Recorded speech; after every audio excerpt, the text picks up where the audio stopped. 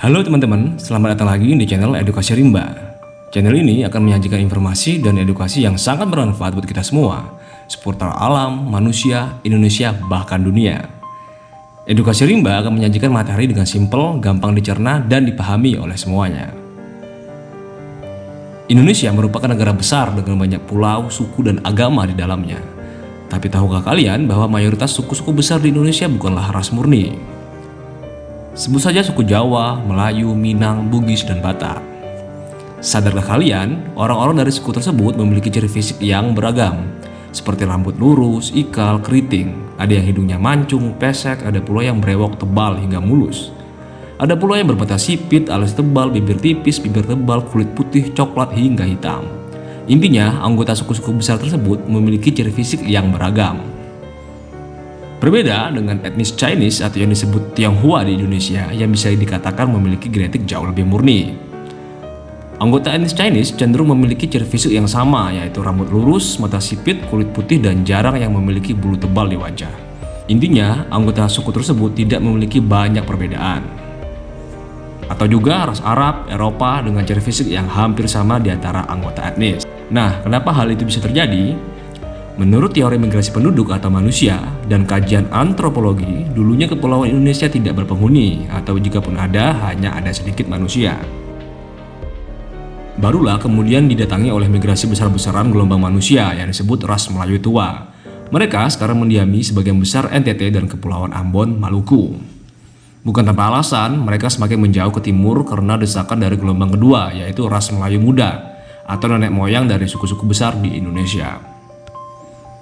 Migrasi penduduk ke wilayah Nusantara, salah satu penyebabnya adalah fenomena Ice Age atau zaman es.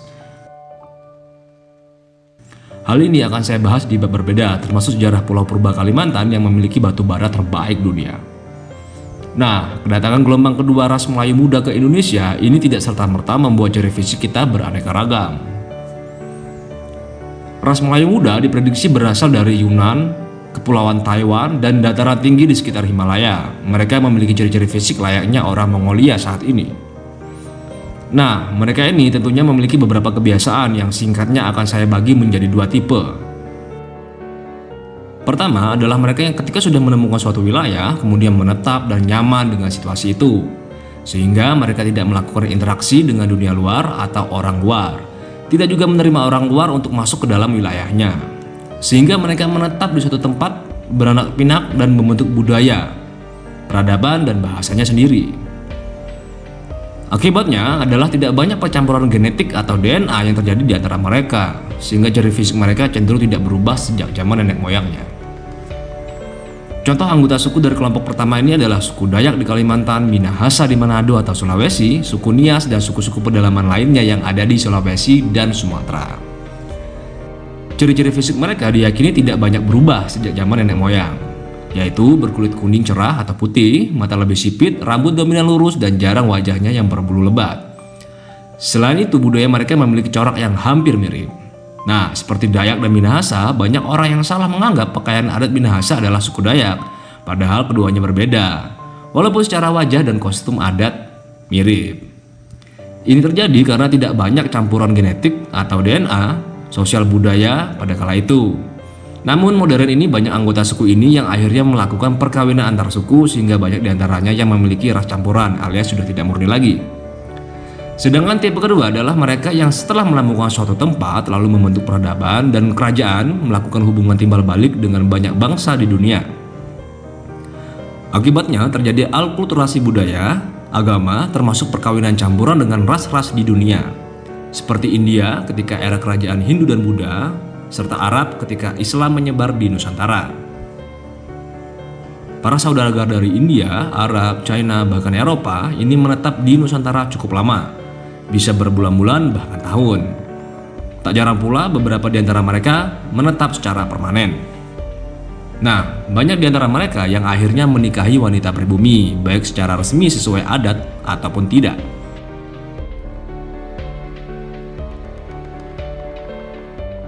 Hingga pada akhirnya melahirkan anak-anak dengan ras campuran. Hal ini terjadi selama ratusan tahun, bahkan ribuan tahun lamanya, yang akhirnya membuat suku-suku dari kelompok kedua ini memiliki ciri fisik yang sangat beragam. Walaupun tetap ada sedikit perbedaan antara suku, seperti Jawa yang terkenal dengan hitam manisnya, Bugis atau Makassar dengan alis tebalnya, dan Minang dengan senyum manisnya. Perbedaan ini akan saya jelaskan di video selanjutnya. Jadi stay terus di channel ini ya, dukung dengan cara subscribe, komen, dan share agar channel ini bisa berkembang. Oleh karena itu, tidaklah elok jika kita bersifat rasis terhadap suku lain. Karena bisa jadi di dalam DNA kita ada ras Cina, Arab, India, dan lain-lain. Bisa jadi ketika kita rasis, kita sama saja dengan merendahkan leluhur sendiri. Sungguh tidak patut, bukan? Selain itu, kita harus menghargai leluhur kita yang sudah bersusah payah mendiami Nusantara, membangun peradaban hingga sejauh ini. Semua itu tidak lepas dari peran dan kontribusi banyak ras dan suku bangsa dunia. Bahkan budaya saat ini, agama saat ini, dan kuliner kita adalah hasil campuran dari seluruh dunia yang melebur menjadi seperti saat ini. Sekian, terima kasih, dan sampai jumpa.